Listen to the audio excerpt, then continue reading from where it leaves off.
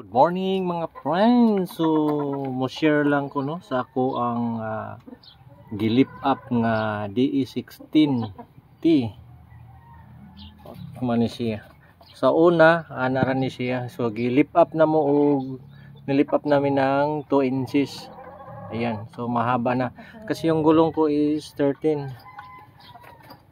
po siya. Ayan, 13.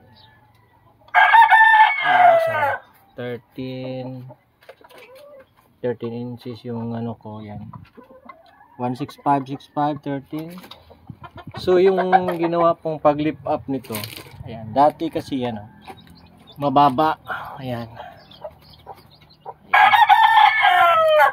Dati kasi ayan nababawasan dito, ayan, nabubutas kasi mababa siya. Pag niliko mo sumasabit dito, kaya nilip up namin siya ng 2 inches.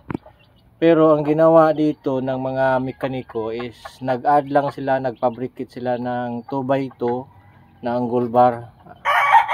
Sa harap 4. Ayan, yan yung isa, ayan,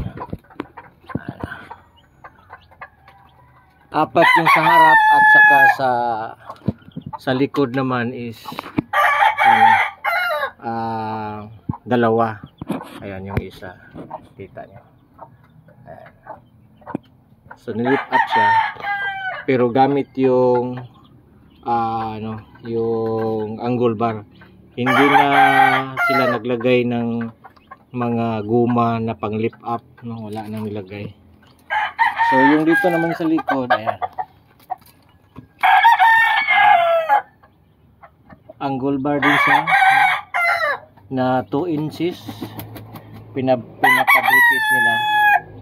Ayan na siya. Tapos yung doon din, ganoon din, ayan. So yan po, no, yung lift up na ating DE16 multi-cab. Ayan. So mataas na talaga siya, hindi na siya mababa tulad ng dati. Ayan. So yun lang po yung share ko, no, message lang pag may mga tanong kayo.